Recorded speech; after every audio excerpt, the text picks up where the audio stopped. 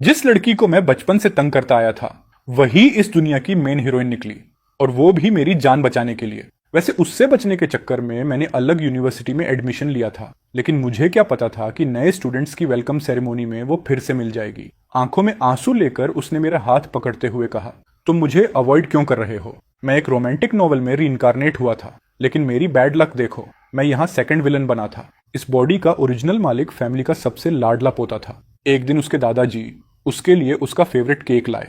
वो उसे लेकर हीरोइन को चिढ़ाने गया, लेकिन लड़की ने गुस्से में पत्थर फेंक दिया जो सीधे उसके सिर पर लगा।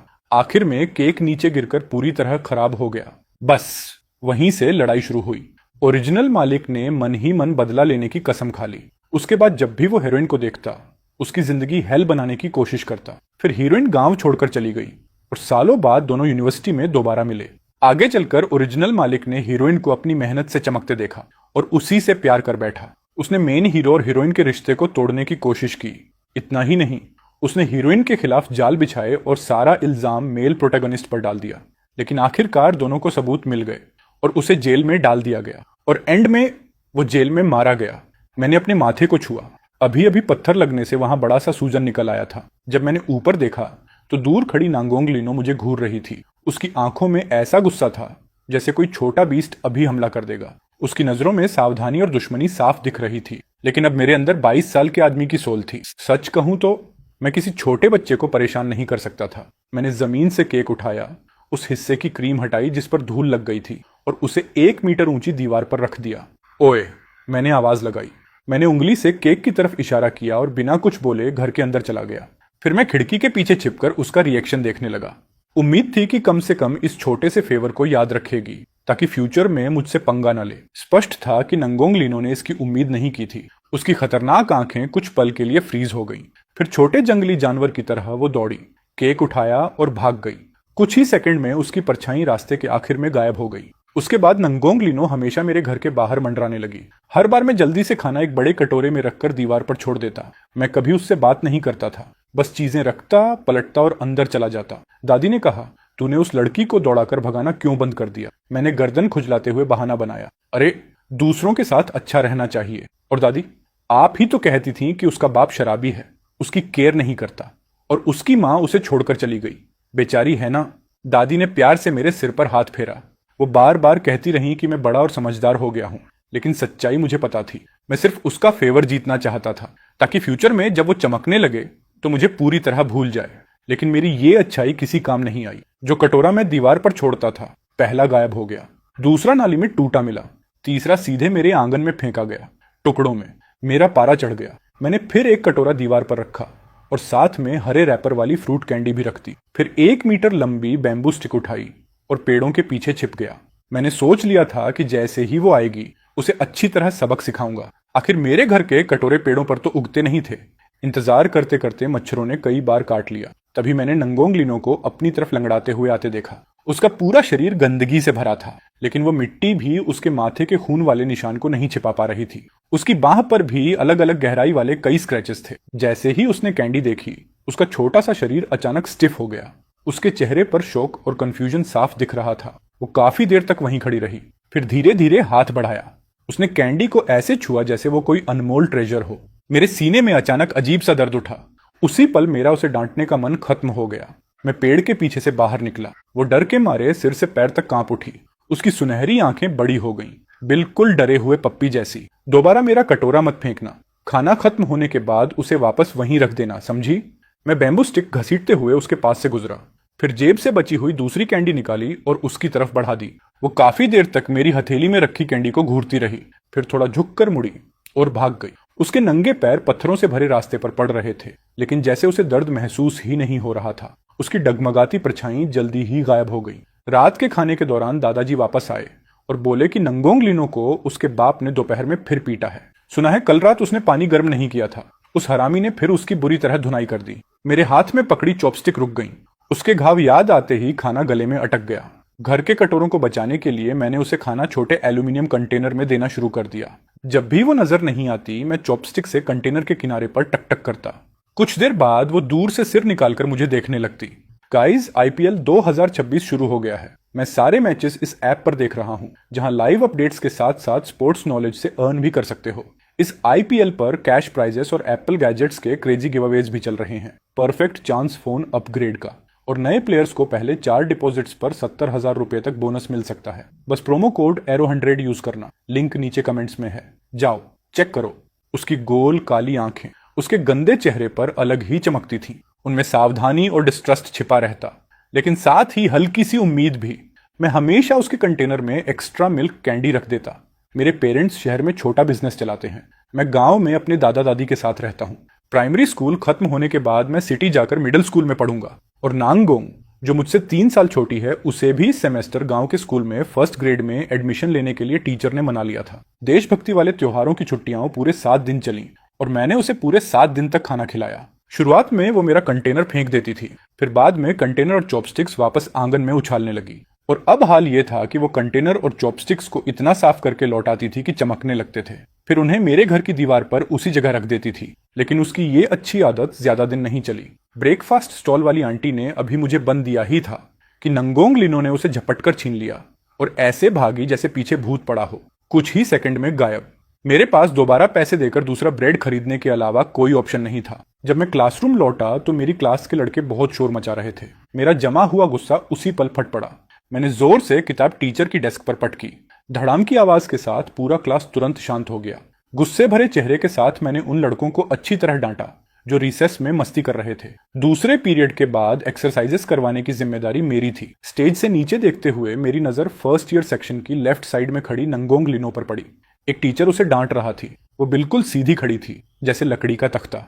उसकी नजर जमीन पर टिकी थी और वो अपना बायां पैर दाएं पैर से रगड़ रही थी, जैसे उसे किसी चीज की परवाह ही न हो। स्कूल स्टूडेंट्स को फ्री न्यूट्रिशियस लंच देता था। टेस्ट खास नहीं होता था, लेकिन कम से कम पेट भर जाता था। लेकिन नंगोंग लिनो हमेशा 3 बड़े कटोरे खा जाती थी। ऐसे खाना मुंह में ठूंसती जैसे कल दुनिया खत्म होने वाली हो। हर निवाले के साथ अपना मुंह पूरी तरह भर लेती। उस दिन मैंने क्लासरूम लॉक किया और सीढ़ियां उतर ही रहा था कि तभी कुछ सीनियर लड़के तेजी से भागते हुए दिखे। उनमें से कुछ लोग नंगोंग लिनो को उठाकर ले जा रहे थे। मैं वहीं खड़ा रह गया और लंबी सांस ली, फिर पलटकर ऊपर गया और 6th ग्रेड टीचर के ऑफिस का दरवाजा खटखटाया ताकि उनकी शिकायत कर सकूं। जब तक टीचर हमें लेकर उसे ढूंढने पहुंचे, तब तक वो लोग नंगोंग लिनो को सड़क किनारे कीचड़ वाले गड्ढे में फेंक चुके थे। वो सिर से पैर तक मिट्टी में सनी हुई थी। बस उसकी आंखें दिख रही थीं, इतनी ठंडी कि खून जमा दें। उन आंखों में पागलपन भरा तेज गुस्सा छिपा था। वो कीचड़ के कोने में अकेली बैठी थी, छोटी और पूरी तरह अकेली। ओरिजिनल नॉवल में जब असली विलन ये सीन देखता था तो वो सिर्फ उसका मजाक उड़ाता, उस पर पानी डालता और मिट्टी फेंकता। लेकिन मैं अलग था। मैं उसके पास गया और उसकी तरफ हाथ बढ़ाकर कहा, चलो। वो कीचड़ में ही बैठी रही, बिल्कुल हिले बिना, ठंडी नजरों से मुझे घूरती हुई। मैंने थोड़ा सोचा, फिर जेब से कैंडी निकाली और उसकी तरफ बढ़ा दी। तभी उसकी आंखें धीरे धीरे हिली। उसकी काली पुतलियों में कैंडी का रिफ्लेक्शन आया और साथ में हल्की सी कमजोरी भी। मैंने कैंडी और पास कर दी। कई कोशिशों के बाद वो आखिरकार लड़खड़ाते हुए कीचड़ से उठी, धीरे धीरे चलकर मेरे सामने आ गई और अपनी मिट्टी से भरी हथेली कैंडी लेने के लिए बढ़ाई। लेकिन मैंने कैंडी पीछे खींच ली। मैंने उसका हाथ पकड़ा और पास के पानी भरे गड्ढे में धोने लगा। उसका हाथ बहुत पतला और छोटा था। हड्डियां इतनी साफ महसूस हो रही थीं कि मेरी हथेली तक दुखने लगी। उसके हाथ से मिट्टी साफ करते हुए मेरे सीने में अजीब भारीपन महसूस हुआ। मैंने धीरे से कहा, पहले मिट्टी साफ करनी पड़ेगी, नहीं तो कैंडी गंदी हो जाएगी। आखिर में टीचर ने भौहें सिकोड़ते हुए मुझसे कहा कि नंगोंग लिनो को उसके घर छोड़ाऊं। मैंने कहा, टीचर, उसका बाप गांव का शराबी है, नशे में लोगों को मारता है। पहले बाकी बच्चों के पेरेंट्स से बात करना बेटर होगा। आखिर में एक लड़के की मां नंगोंग लिनो को अपने घर ले गई। उसने उसे नहलाया और पुराने कपड़े पहनाए। तभी मैंने पहली बार उसका असली चेहरा देखा। उसका चेहरा पतला और सुंदर था, बड़ी बड़ी आंखें और बहुत गोरी स्किन। बस वो बहुत दुबली थी, वरना बिल्कुल भी बदसूरत नहीं थी। आखिर नोवेल की प्रोटैगनिस्ट जो थी, वो अपनी पुरानी स्कूल बैग लेकर मेरे पीछे पीछे चल रही थी। मैं रुका और पलटकर उसकी तरफ देखा। सुबह मेरा लंच छीनना मुझे पसंद नहीं आया। अगर दोबारा ऐसा किया ना तो सच में मारूंगा। उसने मुझे नफरत भरी नजर से देखा और भाग गई। मैंने पीछे से चिल्लाकर कहा, कैंडी, और वो तुरंत वापस दौड़ती हुई आई। कैंडी छीनी और फिर भाग गई। अगले कुछ दिनों तक नंगोंग लिनो मेरे घर के पास नहीं आई। जो खाना मैं दीवार पर छोड़ता वो वहीं पड़ा पड़ा मक्खियों से भर जाता। कोई उसे छूता तक नहीं था। मैं सोचने लगा कि शायद मेरी मारने वाली धमकी की वजह से वो मुझसे नाराज है। एक दिन गांव के रास्ते में मेरी मुलाकात नंगोंग लिनो से हुई। एक छोटे बिल्ली के बच्चे को मोटरसाइकिल ने कुचल दिया था। वो खून उगल रहा था और लगातार तड़प रहा था। स्पष्ट था कि वो बचने वाला नहीं था। नंगोंग लिनो उसके पास गई। उसने एक हाथ से उसकी गर्दन पकड़ी और दूसरे से सिर, फिर एक तेज झटके में उसकी गर्दन तोड़ दी ताकि उसकी तकलीफ खत्म हो जाए। मेरे पूरे शरीर में सिहरन दौड़ गई। मैं बिना सोचे एक कदम पीछे हट गया। उसने मुड़कर मेरी तरफ देखा। उसकी आंखों में कोई गर्माहट नहीं थी, सिर्फ ठंडी बेरुखी। लेकिन उसने और कुछ नहीं किया। वो बस मरे हुए बिल्ली के बच्चे को अपनी बाहों में उठाकर पास के जंगल की तरफ चली गई। वहां उसने एक गड्ढा खोदा और उसे दफना दिया। तभी अचानक मुझे समझ आया कि उसने क्या किया था। उस बिल्ली के बच्चे को तड़प तड़प कर मरने देने से बेहतर था कि उसका दर्द एक ही बार में खत्म कर दिया जाए। लेकिन वो अभी 7 साल की भी नहीं थी। आखिर उसने कैसी जिंदगी जी होगी जो उसका दिल इतना बेरहम बन गया। मैंने अपने बैग से एक लंच बॉक्स निकाला और उसे आवाज दी, नांगोंग, ये लंच बॉक्स स्कूल में तुम्हारे लिए है। दोपहर को खाना खत्म करने के बाद इसमें एक और सर्विंग भर लेना ताकि घर ले जा सको। वो बस मुझे घूरती रही। साफ सुथरा रहना जरूरी है, कपड़े बदलना और रेगुलरली नहाना भी। मेरे गले में अजीब सा भारीपन आ गया। मैंने उसका छोटा सा गंदा हाथ पकड़ा और कहा, चल मेरे घर। घर पहुंचकर मैंने सारी बात दादा दादी को समझाई। फिर मैं अपनी पुरानी चीजों में से बचपन के साफ कपड़े ढूंढने लगा, उन्हें उसकी स्कूल बैग में रखा और बाहर एक बड़ी टब जैसी बाल्टी ले आया। फिर स्टेप बाय स्टेप उसे सिखाया कि कपड़े कैसे भिगोते हैं, कैसे रगड़ कर धोते हैं, कैसे रिंस करते हैं और कैसे सुखाने के लिए टांगते हैं। वो हर बात बहुत ध्यान से सुन रही थी। जब दादा दादी खाना बना चुके तो उन्होंने उसे अंदर आकर खाने के लिए कहा, लेकिन उसने मना कर दिया। तो मैंने थोड़ा थोड़ा खाना एक छोटे एल्यूमिनियम कंटेनर में डाला और उसे दे दिया। वो मेरे घर के दरवाजे पर उकड़ू बैठ गई और बिना एक भी टुकड़ा छोड़े सब खा गई। कुछ समय बाद मैंने स्कूल में देखा कि नंगोंग लिनो का बाप उसे पीट रहा था। वो बस कोने में सिकुड़ कर बैठी रही, न खुद को बचाया न शिकायत की। टीचर उस आदमी को शांत नहीं कर पा रहे थे। मैं बस उसे चिल्लाते हुए सुन पा रहा था कि उसने किसी के कपड़े टांगने वाले हैंगर और वॉशिंग पाउडर चुरा लिए थे। उसी पल मेरा खून खौल उठा। उसने वो चीजें सिर्फ इसलिए चुराई थी क्योंकि मैंने उसे कपड़े धोना सिखाया था। मैंने मुट्ठियां भींच ली, फिर इंतजार किया कि वो शराबी सीढ़ियों के पास पहुंचे और अचानक मैं दौड़ता हुआ उसकी पीठ से टकरा गया। ऐसे एक्टिंग की जैसे मैं जल्दी में बाथरूम जा रहा था और बार बार माफी मांगने लगा कि ध्यान नहीं दिया। स्कूल से लौटने के बाद मैंने घर से कुछ साफ हैंगर्स और वॉशिंग पाउडर इकट्ठा किया और उन्हें दीवार पर रख दिया। नंगोंग, उसने दीवार के पीछे से सिर बाहर निकाला। मैंने चीजों की तरफ इशारा करके कहा, इन्हें ले जाओ। उसने बाल धो लिए थे और वही अल्ट्रामैन वाली स्वेटशर्ट पहन रखी थी जो मैंने उसे दी थी। पूरी तरह साफ सुथरी लग रही थी। मैंने उसके कानों के पीछे और गर्दन को छूकर कहा, जब चेहरा धो या नहाओ तो इन जगहों को भी अच्छे से साफ करना चाहिए। उसने चुपचाप सिर हिलाया। मैंने उसे एक कैंडी दी और थोड़ा नरम होकर पूछा, शरीर में बहुत दर्द हो रहा है? उसने सिर झुकाकर ना में सिर हिलाया, लेकिन फिर भी सीधी खड़ी रही। मैंने धीरे से फुसफुसाया, सब ठीक हो जाएगा, मैं प्रॉमिस करता हूं, सब ठीक हो जाएगा। अगली सुबह दादी ने उबले हुए शकरकंद एक थैली में रखे और मुझे दिए ताकि मैं नंगोंग लिनो को दे दूं। वो काफी देर तक चुप रही, फिर बहुत धीमी आवाज में बोली, थैंक यू। दादी मुस्कुराई और प्यार से उसके सिर पर हाथ फेरा। स्कूल में रिसेस के दौरान मैंने उसे फिर देखा। टीचर ने उसे क्लासरूम के दरवाजे पर रोक रखा था और डांट रही थी। सख्त आवाज में पूछ रही थी कि वो होमवर्क क्यों नहीं करती, लेकिन वो बस खंभे की तरह खड़ी रही, चुपचाप। आखिरकार मेरा दिल नहीं माना। जब दादी खेत में कैबेज लगा रही थी तो मैंने नंगोंग लिनो को बुलाया ताकि वो देखकर सीख सके। अगर तुम ये सीख गई तो अपने घर में खुद सब्जियां उगा पाओगी, फिर तुम्हें चोरी नहीं करनी पड़ेगी। वो आखिर तक बहुत ध्यान से सब देखती रही। मैंने उसे खाने की एक प्लेट दी और उसकी पॉकेट में कैबेज सीड्स का छोटा पैकेट रख दिया। इन्हें मिट्टी में बो देना, अगर कुछ समझ ना आए तो मुझसे पूछ लेना। जब वो जा रही थी तो मैं खुद को चिल्लाने से रोक नहीं पाया। और हाँ, होमवर्क करना मत भूलना। धीरे धीरे मेरी और नंगोंग लिनो की एक रूटीन बन गई। हर सुबह वो मेरे घर आकर थोड़ा ब्रेकफास्ट करती, फिर मेरे पीछे पीछे स्कूल जाती। क्लासेस खत्म होने के बाद वो प्रिंसिपल ऑफिस के बाहर बैठकर होमवर्क करती, फिर मेरा इंतजार करती और मेरे पीछे पीछे वापस घर आती। कुछ क्लासमेट्स मजाक उड़ाते थे, कहते थे कि वो मेरी छोटी टेल है, लेकिन उसे फर्क नहीं पड़ता था। लेकिन एक दिन किसी ने उस पर मिट्टी का ढेला फेंक दिया।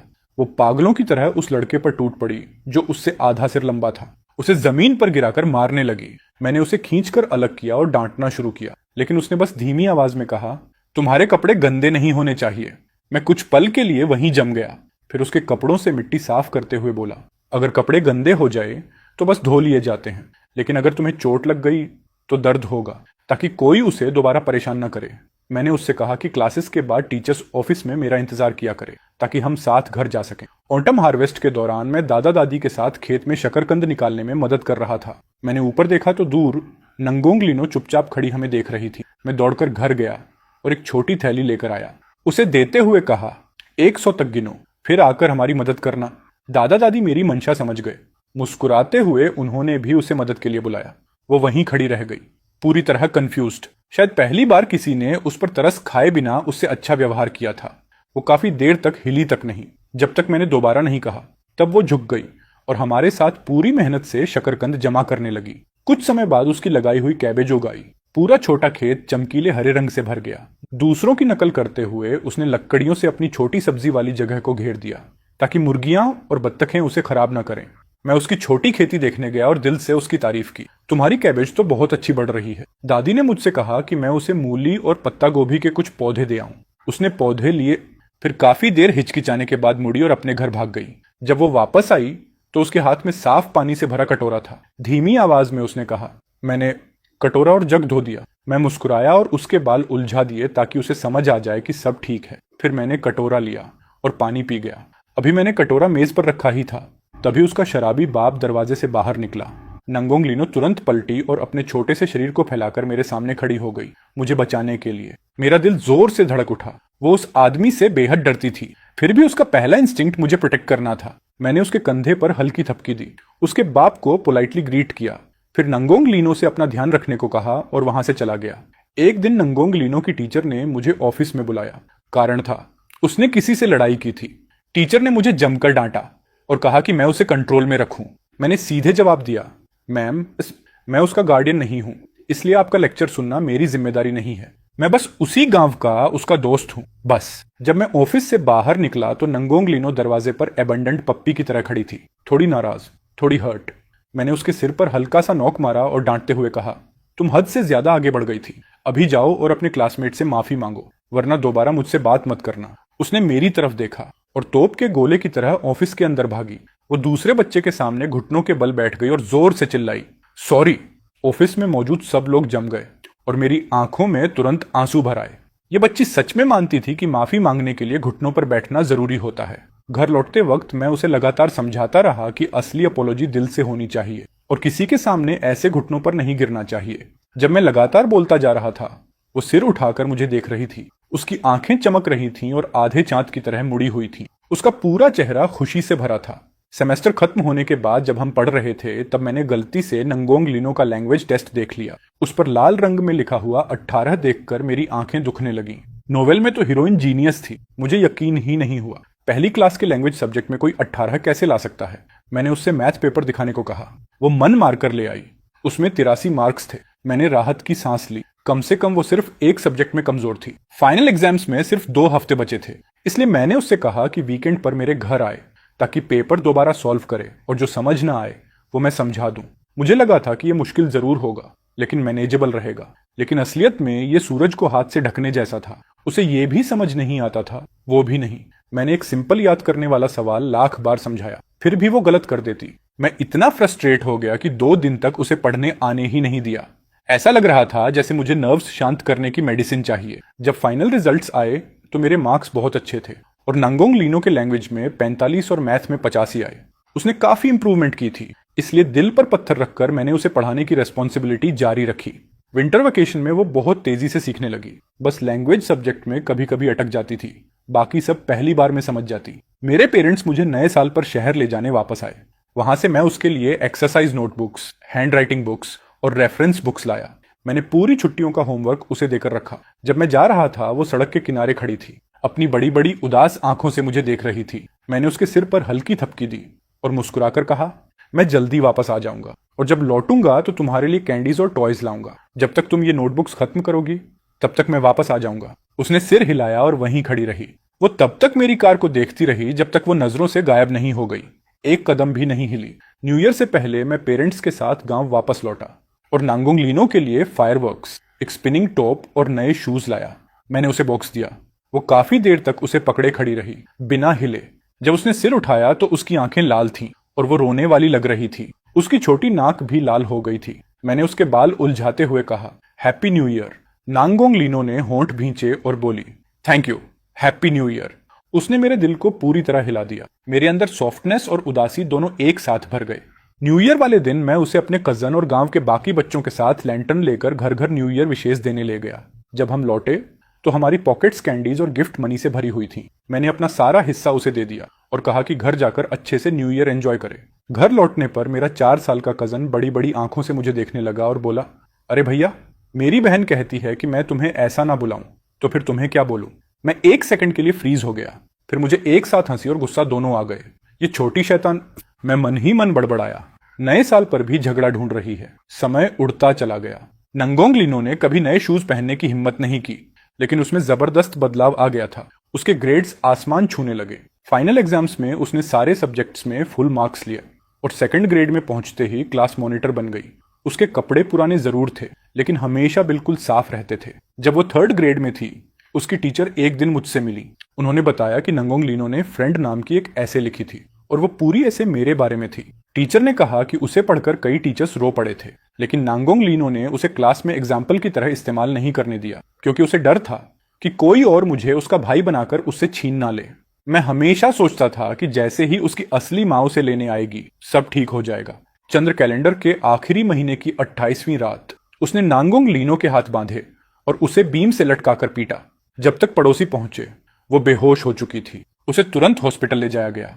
उसकी 2 पसलियां टूट चुकी थीं, पिंडली में फ्रैक्चर था, दोनों हाथ डिसलोकेट हो चुके थे और अंदरूनी ब्लीडिंग भी हल्की थी। चाइनीज न्यू ईयर की रात मैं उसे हॉस्पिटल में देखने गया। वो हॉस्पिटल बेड पर बैठी थी, सुन्न खोई हुई, जैसे उसकी आत्मा कहीं और हो।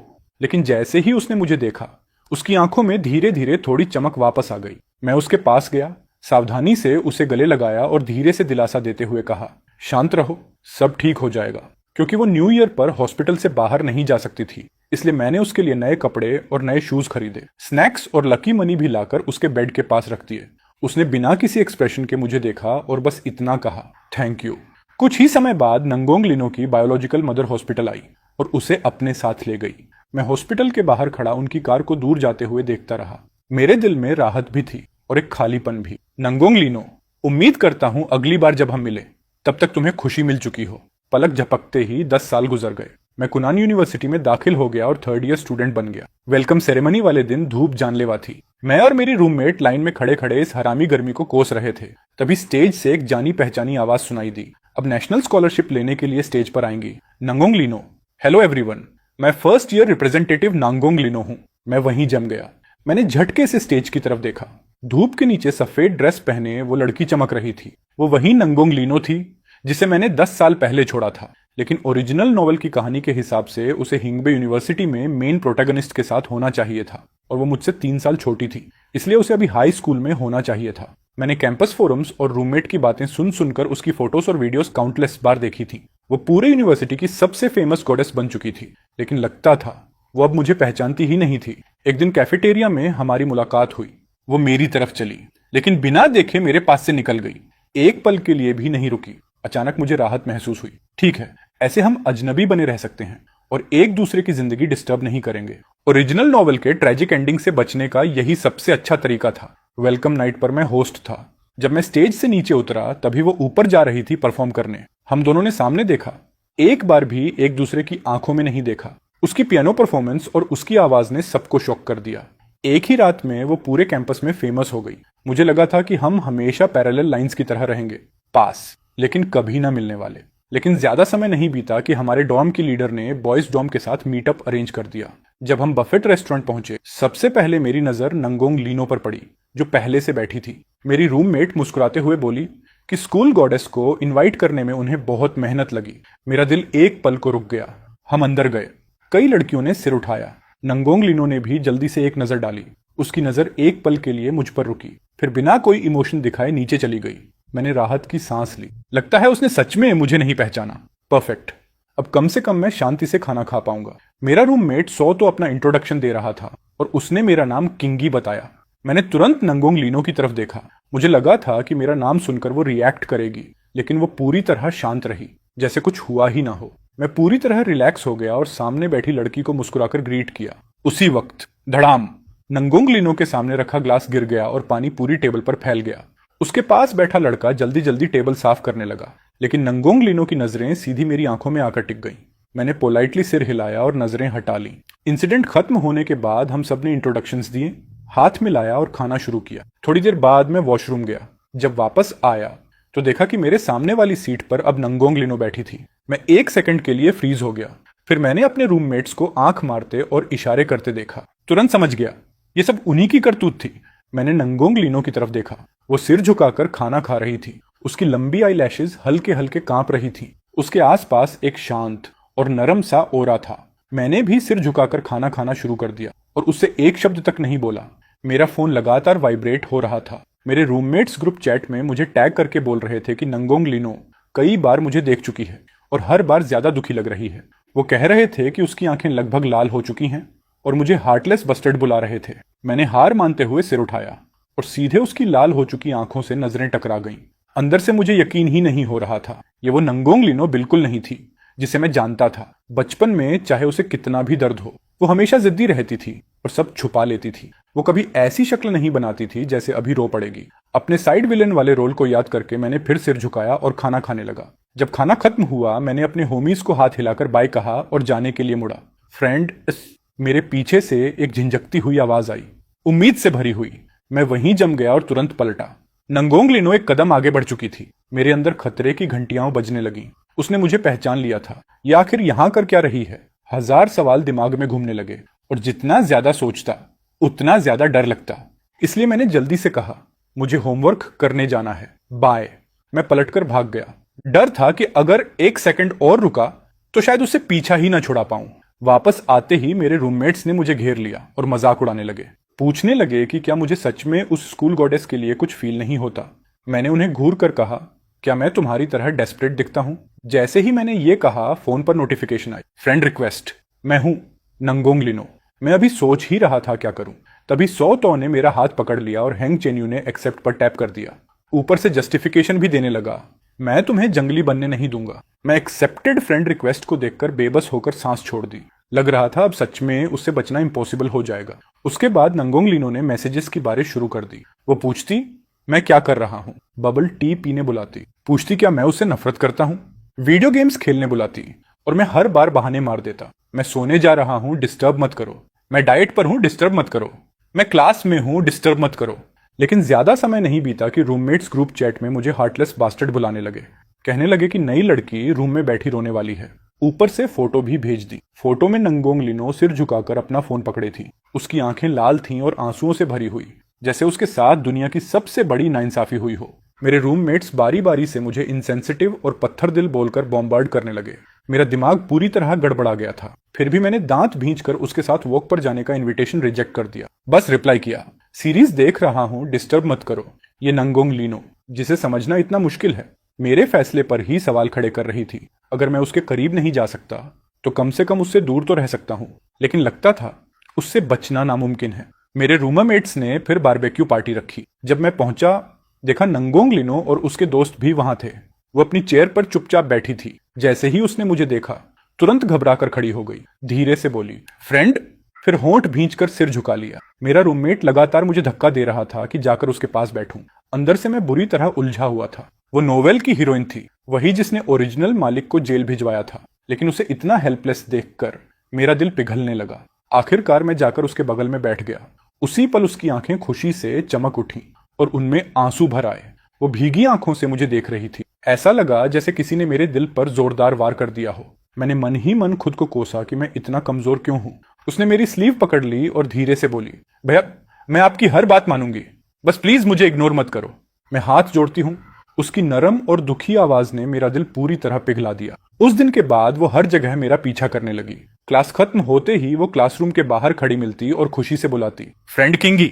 उसकी आंखें चमकती रहती। वो इतनी क्यूट और ओबीडियंट लगती कि उसे देखकर अपने आप दया आ जाती। एक दिन वो फिर क्लासरूम के बाहर मेरा इंतजार कर रही थी। उसने मेरा हाथ पकड़कर मुझे बगल के खाली रूम में खींच लिया। सिर झुकाकर और पैर घसीटते हुए धीरे से बोली, आज मेरा बर्थडे है, क्या आप मेरे साथ सेलिब्रेट करेंगे? फिर उसने सिर उठाया। उसकी आंखें उम्मीद से चमक रही थीं। मेरे सीने में अजीब दर्द सा उठा। अगर आज मैं मान गया तो हमेशा मानता रहूंगा। ये बीमारी है और मुझे इसे ठीक करना होगा। मैंने तुरंत फोन निकाला और उसे 280 ट्रांसफर कर दिए। फिर कहा, जाकर केक खरीद लो, तुम्हारे फ्रेंड की क्लास है, अच्छी बच्ची बनो। ये कहकर मैंने दिल पर पत्थर रखा और वापस क्लासरूम चला गया। लेकिन आखिर में मेरे हर रूममेट ने मुझे एक एक कोहनी मारी और इनह्यूमन बुलाया। उन्होंने क्लासरूम के बाहर इशारा किया। तभी मैंने नंगोंग लिनो को देखा। वो वहां खड़ी थी, लाल आंखों के साथ, लगभग रोने वाली। मेरे तीनों होम आइज बिना कुछ बोले मेरा सामान उठाकर मुझे धक्के देते हुए उसके पास ले गए। मैंने हार मानकर लंबी सांस ली और कहा, चलो ठीक है, बताओ बर्थडे कैसे सेलिब्रेट करना है। तुरंत उसके चेहरे पर मुस्कान आ गई। उसकी आंखों की सारी उदासी गायब हो गई। उस दिन उसने मुझे जबरदस्ती कैरोसेल पर बैठाया, कॉटन कैंडी खिलाई और एक पागल घूमने वाली राइड पर भी ले गई। उसने मेरी पूरी हालत खराब कर दी। लेकिन जब हम टैक्सी से उतरे और सामने 4 स्टार होटल देखा तो मुझे लगभग हार्ट अटैक आ गया। मैं सिर से पैर तक कांपते हुए बोला, अरे लड़की, इसका मतलब क्या है। उसने अपना निचला होंठ दबाया और मुझे कनखियों से देखते हुए धीरे से कहा, इंटरनेट पर नहीं कहते कि 18 के बाद सब अलाउड होता है। उसने बात पूरी नहीं की, लेकिन मतलब बिल्कुल साफ था। मेरी हालत खराब हो गई। मैं डर के मारे तुरंत भागा और वापस टैक्सी में घुस गया। ड्राइवर से चिल्लाकर कहा, भाई जल्दी गाड़ी भगाओ। मैं ऐसे डॉम वापस भागा जैसे मेरे पीछे मौत पड़ी हो। वहां पहुंचते ही मैंने उसे एक बहुत सीरियस मैसेज भेजा ताकि सब साफ हो जाए। मैंने लिखा कि हम सिर्फ यूनिवर्सिटी क्लासमेट्स हैं और कुछ नहीं। उस रात मुझे नाइटमेयर आया। मैंने सपना देखा कि नंगोंग लीनो मेरी गर्दन पकड़कर मुझे गले लगाए मुस्कुरा रही है और डरावनी आवाज में कह रही है, फ्रेंड, अब आप मुझसे भाग नहीं सकते। मैं झटके से उठ बैठा। सबसे पहले मेरी नजर रूममेट हुआंग चेन्यो पर पड़ी। वो मुझे ब्लेम वाली नजर से देख रहा था और बोला, नंगोंग लीनो कल रात भर रोती रही, कंबल के अंदर छुपकर। पूरा डॉर्म जान गया। मैंने तुरंत फोन उठाया। उसने मुझे ढेर सारे मैसेजेस भेजे थे। वो बार बार माफी मांग रही थी, कह रही थी कि वो सच में मुझे पसंद करती है और मिन्नत कर रही थी कि मैं उसे इग्नोर ना करूं। मैं लगभग इमेजिन कर सकता था कि वो रोते हुए ये मैसेजेस लिख रही होगी। मुझे इतना गिल्ट हुआ कि बिना सोचे मैंने रिप्लाई कर दिया, मैं नाराज नहीं हूं। मैसेज भेजते ही मेरा मन किया खुद को थप्पड़ मार दूं। उसके बाद तो वो और भी ज्यादा ओपनली मेरे आसपास घूमने लगी। सुबह डॉर्म्स के नीचे मेरा इंतजार करती और ब्रेकफास्ट लाती। जब उसकी क्लासेस नहीं होती तो मेरी क्लासेस में साथ बैठती। लाइब्रेरी में मेरे लिए सीट सेव करती। कभी कभी बबल टी और मलाटंग भी मंगवाती। मेरे रूममेट्स लगातार कहते रहते कि वो कितनी केयरिंग है, लेकिन सिर्फ मुझे पता था कि ये स्वीट बर्डन कितना बड़ा हेडेक था। एक दिन उसने मुझे प्लेग्राउंड पर वॉक के लिए बुलाया। जैसे ही मैंने पूछा उसे क्या चाहिए, उसने अपनी बड़ी बड़ी मासूम आंखें बनाई और पाउट करते हुए बोली, फ्रेंड, क्या छोटी लड़की किसी बड़े लड़के को मूवी देखने नहीं बुला सकती? या फिर हम वॉक करके बातें भी नहीं कर सकते? मैं पूरी तरह स्पीचलेस हो गया। आखिर मजबूरी में मुझे हाँ करनी पड़ी। नेशनल डे फेस्टिवल के लिए उसका ग्रुप डांस परफॉर्मेंस था। वो देर रात तक प्रैक्टिस करती रही और उसने मुझे उसे लेने आने को कहा। मैंने सोचा इतनी रात को लड़की का अकेले आना सेफ नहीं होगा, इसलिए मैं डांस हॉल पहुंच गया। वहां मैंने उसे ब्लैक ड्रेस में दरवाजे पर खड़े देखा। जैसे ही वो पलटी और उसने मुझे देखा, उसकी नजर पहले ठंडी और चुभने वाली थी, लेकिन अगले ही पल उसकी आंखें मुड़ गईं और वो फिर वही नरम ओबीडियंट मुस्कान देने लगी। उस अचानक बदलती हुई नजर ने मेरे पूरे शरीर में सिहरन दौड़ा दी। मेरा दिल जोर से धड़क उठा। उसने अपने दोस्तों को बाएं कहा और मेरे साथ नीचे उतरने लगी। सीढ़ियों के हर मोड़ पर उसने सरप्राइज छुपा रखे थे, कहीं रोजेस, कहीं बबल टी, कहीं डिजर्ट्स, एक के बाद एक। मेरा दिल तेजी से धड़कने लगा। मुझे शर्म भी आ रही थी, लेकिन खुशी भी हो रही थी। जब हम आखिरी सीढ़ी के पहले फ्लोर पर पहुंचे, उसने एक लाल वेलवेट बॉक्स निकाला। मेरी सारी खुशी तुरंत गायब हो गई। मुझे लगा उसमें रिंग होगी और मैं बुरी तरह डर गया। लेकिन बॉक्स खोलने पर अंदर सिर्फ एक रेड थ्रेड ब्रेसलेट था जिसमें 2 लाल जेड बीड्स लगे थे। वो मुस्कुराई और बोली, फ्रेंड, हैप्पी बर्थडे। मैं बस सूखी आवाज में थैंक्स ही बोल पाया, लेकिन वो तुरंत करीब आई, अपने गाल की तरफ इशारा करके बोली, इतना कोल्ड रिएक्शन, एक किस तो दो। मेरा दिमाग शॉर्ट सर्किट हो गया। चेहरा तुरंत आग की तरह जलने लगा। मैं पलटकर वहां से भाग गया। पीछे से उसकी हंसी सुनाई दी, जो छोटी घंटियों जैसी लग रही थी। कुछ समय बाद जो ताई ने अपनी पसंद की लड़की को पटाने के लिए सबके साथ मूवी प्लान बनाई। हम थिएटर में बैठे थे। अंधेरे में नंगोंग लीनो चुपके से करीब आई और मेरा हाथ पकड़ लिया। मैंने तुरंत हाथ झटक दिया और धीरे से पूछा, क्या कर रही हो? उसने होंठ भींचे। अंधेरे में उसकी आंखें अजीब तरह चमक रही थीं। फिर नम नजरों से बोली, फ्रेंड, आप मुझे अपनी गर्लफ्रेंड कब बनने देंगे? मैं इतना नर्वस हो गया कि बार बार लार निकलने लगा। मैंने कहा, तुम अभी बहुत छोटी हो, बस 18 साल की। अचानक वो मेरे कान के पास झुक गई। उसकी गर्म सांस मेरे कान को छू रही थी। फिर हंसते हुए फुसफुसाई, मैं इतनी भी छोटी नहीं हूं। मैं उछलकर खड़ा हो गया और सारी पॉपकॉर्न नीचे गिरा दी। फिर जल्दी से बगल वाली खाली सीट पर जाकर बैठ गया। दिल ऐसा धड़क रहा था जैसे सीने से बाहर निकल आएगा। थोड़ी देर बाद वो फिर मेरे पास आई और नीचे झुककर गिरी हुई पॉपकॉर्न उठाने लगी। उसने अपनी स्कर्ट में ढेर सारी पॉपकॉर्न जमा कर ली। मैं उसे देखता रह गया। अचानक मुझे वो दिन याद आ गया जब बचपन में मैं उसे चाइनीज न्यू ईयर पर साथ लेकर जाता था। वो भी ऐसे ही मेरे कपड़े पकड़ लेती थी और मेरे दिए हुए कैंडीज संभाल कर अपनी सफेद दांतों वाली मुस्कान देती थी। मेरा दिल नरम पड़ गया। मैं भी नीचे झुककर उसकी मदद करने लगा। उसने सिर उठाया। उसकी आंखें आधे चांद की तरह मुड़ गईं और वो मुस्कुराकर बोली, भैया आप बहुत अच्छे हो। डॉर्म वापस लौटने पर मैंने देखा कि मेरी बैग में वही रेड वेलवेट बॉक्स रखा था और उसके अंदर एक नोट जो लॉन्गिंग से भरा हुआ था। मेरे सिर तक गर्मी चढ़ गई, चेहरा पूरा लाल हो गया और दिल पागलों की तरह धड़कने लगा। कुछ समय बाद वो फिर मेरे साथ क्लास में आई। मेरी टेक्स्ट बुक के पन्नों के बीच उसे एक लव लेटर मिला। सफेद एनवेलोप पर लाल दिल बना हुआ था और उस पर किंगी नाम लिखा था। नंगोंग लीनो उस लेटर को अपनी उंगलियों के बीच पकड़े खड़ी थी। कांपती हुई आवाज और लाल आंखों के साथ उसने मुझे देखा और पूछा, फ्रेंड ये क्या है? मैंने सच बता दिया, लव लेटर। तभी आगे वाली रो का एक लड़का बोला, ये नौवीं है, फैकल्टी ऑफ लिटरेचर वाली टैलेंटेड लड़की की तरफ से। उसने मेरी तरफ देखा। उसकी आवाज और भी धीमी हो गई। फ्रेंड क्या आपने सब पढ़ी? हेंगचेंग यू फिर बीच में बोल पड़ा, इन्होंने सिर्फ पढ़ी ही नहीं, सबका रिप्लाई भी दिया। वो हल्का सा हंसी, लेकिन उस हंसी में दर्द भरा हुआ था। उसकी आंखें पूरी तरह आंसुओं से भर चुकी थीं। अचानक वो खड़ी हुई और क्लासरूम से बाहर चली गई। अगले कई दिनों तक नांगोंग लीनो ने ना तो मुझसे कांटेक्ट किया, ना ही मेरे आसपास मंडराई। लेकिन उसकी ये अचानक शांति मुझे उल्टा अजीब लगने लगी। ऐसा महसूस हो रहा था जैसे कुछ मिसिंग हो। मेरे रूममेट्स मुझे गालियां देते रहते, कहते मैं ऐसा बास्टर्ड हूं जिसे टॉक्सिक बिहेवियर पसंद है। वो बोलते कि जाकर उसे मना लूं, लेकिन मैं नहीं गया। नेशनल डे सेलिब्रेशन की आर्टिस्टिक परफॉर्मेंस वाले दिन पता नहीं क्यों मैंने वो लाल धागे वाला ब्रेसलेट पहन लिया। स्टेज के नीचे लोगों का समंदर था। मुझे पता था वो मुझे देख नहीं सकती, फिर भी मैंने वो ब्रेसलेट पहना। जब मैंने उसे स्टेज पर इतनी चमक के साथ परफॉर्म करते देखा तो अचानक मेरे अंदर अजीब सी जेलसी भर गई। परफॉर्मेंस खत्म होते ही मैं सीधा बैक स्टेज भागा। जैसे ही वो ड्रेसिंग रूम में घुसने वाली थी, मैंने उसके सिर पर कोट डाल दिया और उसे छोटे से चेंजिंग रूम में धकेल दिया। मैंने कहा, पहले कपड़े बदल लो। लेकिन मैं कुछ और बोल पाता उससे पहले बैक स्टेज मैनेजर ने मुझे बाहर निकाल दिया। मैंने उसे मैसेज किया कि मैं उसके लिए मिल्क टी लेने जा रहा हूं और वो मेरा इंतजार करे। लेकिन जब मैं ड्रिंक लेकर वापस आया तो मैंने उसे एक दूसरे लड़के के साथ खड़े देखा। दोनों हंसते हुए बातें कर रहे थे। मैंने उसे तुरंत पहचान लिया। वो नॉवल का मेल प्रोटैगनिस्ट था, सभ्य, कल्चर्ड, बसंत के सूरज जैसा गर्म और चमकदार। मेरा दिल डूब गया। अगर प्रोटैगनिस्ट भी अब उसके पीछे आ चुका है तो मैं आखिर उम्मीद किस बात की कर रहा था? मैंने मिल्क टी सीधा कूड़ेदान में फेंक दी और वापस मुड़ गया। यूनिवर्सिटी लौटने के बाद काउंसलर ने कुछ स्टूडेंट्स को हिंगबे यूनिवर्सिटी में 1 साल के एक्सचेंज प्रोग्राम का मौका दिया। एप्लीकेशन फॉर्म हाथ में पकड़े पकड़े मैंने खुद को मेंटली 2 थप्पड़ मारे। अब क्या सोच रहा है बे? प्रोटैगनिस्ट आ चुका है। अगर अब भी नहीं भागा तो ओरिजिनल मालिक की तरह मेरा भी वही ट्रेजिक एंडिंग होगा।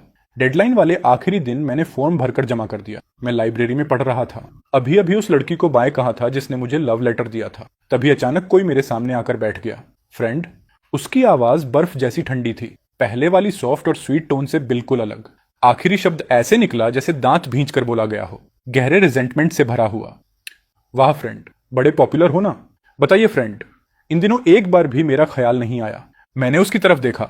उसकी आंखों की सारी सॉफ्टनेस गायब हो चुकी थी। अब उनमें सिर्फ क्रूरता और जंगलीपन बचा था। पता नहीं क्यों, लेकिन मैं टेंस हो गया। मन मारकर मैंने जवाब दिया, नहीं। वो धीरे धीरे खड़ी हुई और मेरा ठुड्डी पकड़ने के लिए हाथ बढ़ाया। मेरे पूरे शरीर में पसीना छूट गया। रोम रोम खड़ा हो गया। बहुत डरावना था। वो धीरे से मेरे करीब झुकी। उसकी सांसों में मिठास थी। डॉक्टर, मेरे छोटे फ्रेंड को मैं पसंद क्यों नहीं हूं? मैंने उसका हाथ हटाने की कोशिश की, लेकिन दूसरे हाथ से उसने मेरे कान की लोब पकड़ ली और धीरे धीरे सहलाने लगी। फिर मुस्कुराकर बोली, एक वक्त का खाना भी पूरा तन मन देकर चुकाना चाहिए। फ्रेंड, मुझे अपना कर्ज चुकाने दो। मैं वहीं जम गया। ऐसा लगा जैसे मेरी आत्मा शरीर से बाहर निकल जाएगी। तो उसे शुरू से ही सब पता था। वो बस मेरे साथ खेल रही थी। मैंने दांत भींच कर कहा, सुन बच्ची, तुम्हारे फ्रेंड को खिलौना बनना पसंद नहीं, इस बार छोड़ रहा हूं। लेकिन वो और जोर से हंसने लगी। थैंक यू फ्रेंड, मेरी जान बख्शने के लिए। अगर ऐसा है तो मैं खुद को आपको सौंप देती हूँ। मैं पैनिक में आ गया। उसी दिन मैंने सामान पैक किया और जल्दी से हिनबे यूनिवर्सिटी निकल गया। मुझे लगा हजारों किलोमीटर दूर भागकर उससे बच जाऊंगा। लेकिन जैसे ही ट्रेन से उतरा और स्टेशन से बाहर निकला, मैंने नंगोंग लीनो को देख लिया। वो सीढ़ियों के आखिर में खड़ी थी, ऊपर मेरी तरफ देखकर मुस्कुरा रही थी। मैंने हार मानते हुए लंबी सांस ली। अब सीरियस बात करना जरूरी था। हम एक कैफे में जाकर बैठे। पूरी शांति के साथ उसने मेरा हाथ पकड़ लिया और मुस्कुराकर बोली, कितने समय बाद मिले भैया? मैंने भी फॉर्मल तरीके से जवाब दिया, हाँ, काफी समय हो गया। लेकिन अंदर से मेरा दिमाग पूरी तरह उलझा हुआ था। उसने नम आंखों से मुझे देखा। फ्रेंड, मैं इतने चमकदार स्टेज पर खड़ी थी, क्या आपने मुझे देखा? फ्रेंड, आप मुझे लेने क्यों नहीं आए? मैंने उल्टा सवाल किया, मैं तुम्हें लेने क्यों आता? उसके शांत चेहरे का एक्सप्रेशन एक पल में टूट गया। अंदर छुपा पागलपन बाहर आ गया। फ्रेंड, पूरे 10 साल बीत गए। क्या आपने कभी मेरे बारे में सोचा क्या आप मुझसे नफरत करते हो? आपने मुझसे झूठ क्यों बोला? वो लगातार मेरी आंखों में देखती रही। उसकी नजर बेहद तीखी थी। फिर अचानक वो मुस्कुराई। फ्रेंड, मैंने फर्स्ट ईयर से सीधे third year high school jump किया, सिर्फ जिनपेई आने के लिए। लेकिन आप वहां नहीं थे, तो मैंने दोबारा एग्जाम दिया और कुनान चली गई। अपने फ्रेंड का पीछा करना बहुत मुश्किल था। मैं पूरी तरह स्टंट रह गया। ये जानकारी बहुत ज्यादा थी। मुझे समझ ही नहीं आया क्या रिएक्शन दूं। मैंने बस पूछा, तुम आखिर चाहती क्या हो? वो मुस्कुराई, कुछ नहीं, मैं बस अपने फ्रेंड का खाना चुकाना चाहती हूँ। एहसान चुकाना? मासूम बनकर मेरे साथ खेलना, ऐसे चुकाती हो तुम मेरा एहसान? उसका चेहरा तुरंत अंधेरा पड़ गया। मुझे दोबारा छोटे फ्रेंड मत बुलाना। मैं तुम्हारा फ्रेंड नहीं हूं। मैं कोई तुम्हारा छोटा फ्रेंड नहीं हूं। इतना कहकर मैं उठ गया और उसे कैफे में अकेला छोड़कर चला गया। लेकिन वो गई नहीं। वो मेरी यूनिवर्सिटी के गेट पर उकड़ू बैठी रही जब तक मैं बाहर नहीं आता। वो हिलने वाली नहीं थी। आसमान धीरे धीरे अंधेरा हो गया। फिर भारी बर्फबारी शुरू हो गई और टेम्परेचर तेजी से गिरने लगा। किसी ने सोशल मीडिया पर भी पोस्ट कर दिया कि एक लड़की इस कड़कड़ाती सर्दी में यूनिवर्सिटी गेट पर पूरी दोपहर किसी के इंतजार में बैठी है। हाँ, मेरा ये सॉफ्ट हार्ट एक दिन मेरी बर्बादी बनेगा। आखिरकार मैं खुद को रोक नहीं पाया और भागता हुआ बाहर निकला। नांगोंग लीनो, मैंने चिल्लाकर पुकारा। वो लगभग बर्फ का पुतला बन चुकी थी। उसने सिर उठाया। ठंड से उसका चेहरा लाल था, होंठ बैंगनी पड़ चुके थे, लेकिन फिर भी वो जीत वाली स्माइल दे रही थी। मुझे पता था, इतने नरम दिल वाले भगवान मुझे इग्नोर नहीं कर सकते। जैसे ही वो खड़ी हुई, पूरा शरीर लड़खड़ाकर सीधे मेरी बाहों में गिर पड़ा।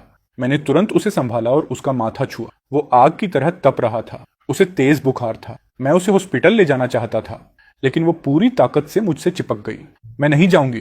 तुम मुझे हॉस्पिटल में छोड़कर चले जाओगे। मेरे पास कोई ऑप्शन नहीं बचा। मैंने ऑनलाइन एक होटल बुक किया और टैक्सी से उसे वहां ले गया। होटल की हीटिंग की वजह से उसका चेहरा और भी ज्यादा लाल दिख रहा था। मैं घुटनों के बल बैठा और उसके भीगे हुए शूज और सॉक्स उतारे। ठंड से उसके पैर बिल्कुल बर्फ जैसे सफेद पड़ गए थे।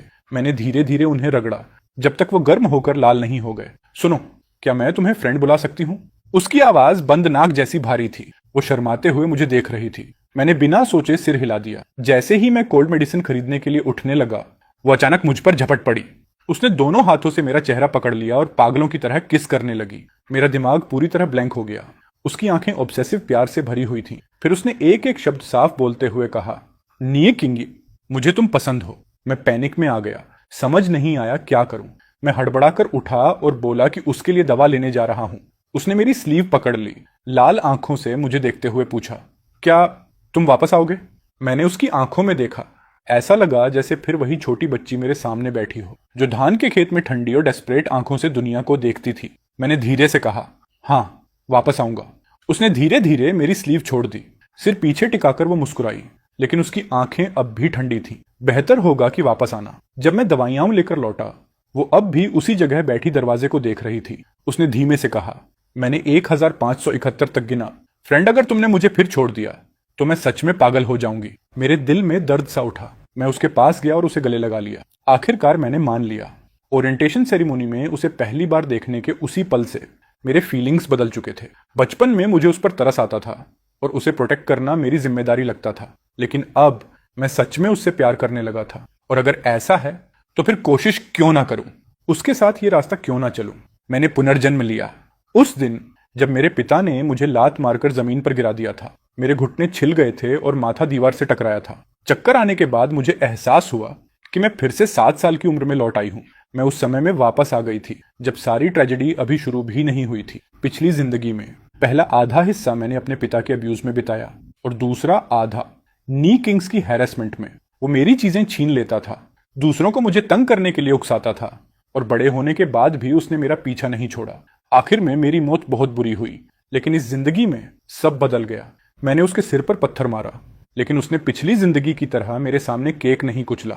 उल्टा उसने केक उठाया, गंदी जगह साफ की और दीवार पर रखकर मुझे लेने का इशारा किया। वही केक जिसे खाने की इच्छा मुझे पिछली जिंदगी में हमेशा रही थी, लेकिन जिसका एक टुकड़ा भी मुझे कभी नहीं मिला। वो इतना मीठा था कि मेरी आंखों में आंसू आ गए। वो मेरे लिए खाने का बचा हुआ हिस्सा बचाकर रखता था, मुझे कैंडीज देता था। उस कैंडी को मैंने मेडिसिन बॉटल में छुपाकर कई सालों तक अपने साथ रखा। वो बहुत अच्छा है। उसने मुझे स्वीट पोटेटोज दिए, एग्स दिए, वेजिटेबल्स उगाना सिखाया। उसने मुझे कपड़े धोना, पढ़ना, लिखना सिखाया। वैसे मैं जानबूझकर खराब मार्क्स लाती थी ताकि वो मुझे ट्यूशन पढ़ाए। मुझे उसकी परेशान और हताश शक्ल देखना अच्छा लगता था। किसी का मेरे लिए इतना कंसर्न दिखाना मैंने पहले कभी महसूस नहीं किया था। मैंने एक ऐसे लिखा था, मेरा फ्रेंड। मैंने उसमें उसके बारे में सब कुछ लिखा।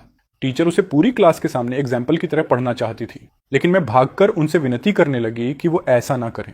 मुझे डर था, अगर बाकी लोगों को पता चल गया कि वो कितना अच्छा है तो कोई उसे मुझसे छीन लेगा। वो मेरा फ्रेंड है और सिर्फ मेरा ही हो सकता है। जब वो शहर से वापस आया तो मेरे लिए फायरवर्क्स, एक स्पिनिंग टॉप और नए शूज लाया। मैंने उन्हें पहनना भी नहीं चाहा। मैंने उन्हें तकिए के पास रख दिया। सोचा था न्यू ईयर की सुबह पहनूंगी, लेकिन जब मैं सुबह उठी तो मेरे पिता उन्हें चूल्हे में फेंक कर राख बना चुके थे। मेरा पिता पागल है। उसने मुझे मजबूर किया कि मैनी किंग्स को धोखे से घर बुलाऊं ताकि वो उसे जिंदा दफना सके। मैंने एक ईंट उठाई और सीधे अपने बाप के सिर पर दे मारी। मैं उसे मार डालना चाहती थी ताकि ये सब हमेशा के लिए खत्म हो जाए, लेकिन मैं बहुत छोटा थी। उसने मुझे लटका दिया और बेरहमी से पीटना शुरू कर दिया, और जब मैं बेहोश होने ही वाली थी तभी मैंने नी किंग्स को भागते हुए अंदर आते देखा। उसने स्पाइडरमैन वाली पैजामा पहन रखी थी। चेहरे पर डर और बेचैनी साफ दिख रही थी। उसने तुरंत अपनी पैजामा उतारकर मुझे ढक दी। उसी पल मुझे समझ आ गया, वो मेरी मुक्ति है, इस जिंदगी में मेरी इकलौती ऑब्सेशन। न्यू ईयर की रात से पहले वो हॉस्पिटल में मुझसे मिलने आया। वो मेरे लिए नए कपड़े, नए शूज और सेलिब्रेशन के पैसे लेकर आया था। मैंने उसके घर फोन किया। मैं चाहती थी कि वो मुझे लेने आए। उसने कहा था कि वीकेंड पर आएगा, लेकिन वो नहीं आया। जिस दिन मेरी माँ मुझे लेने आई उस दिन भी वो नहीं दिखा। तभी मुझे समझ आया, उसके लिए मैं बस एक बच्ची थी जिसे केयर की जरूरत थी। तो मैंने फैसला किया, मैं बड़ी बनूंगी, इतनी बड़ी कि उसके बराबर खड़ी हो सकूं। मैंने क्लासेस स्किप करके एडवांस स्टडी की, पागलों की तरह पढ़ाई की। हाई स्कूल के फर्स्ट ईयर में ही मैं हिंगबे यूनिवर्सिटी पहुंच गई, लेकिन वो वहां नहीं था। फिर मुझे पता चला कि वो कुनान में पढ़ने चला गया है, तो मैंने जानबूझकर 1 साल रिपीट किया सिर्फ कुनान जाने के लिए। आखिरकार मैंने उसे फिर से ढूंढ लिया। मैंने प्रिटेंड किया कि मैं उसे पहचानती नहीं और उसे मुझे अवॉइड करते देखती रही। वो बहुत फनी था, लेकिन उसी के साथ मेरा दिल भी टूट रहा था। मैं धीरे धीरे उसके करीब गई, बार बार उसकी आंखों में छुपी हुई चिंता को देखती रही। हर इंसान की जिंदगी में कुछ ऑब्सेशंस होती हैं, जैसे वो केक जो बचपन में तुम कभी खा नहीं पाए, या वो नए शूज जिन्हें तुम संभाल कर नहीं रख पाए, और फिर वो इंसान जो रोशनी बनकर तुम्हारे अंधेरे बचपन को उजाला दे दे।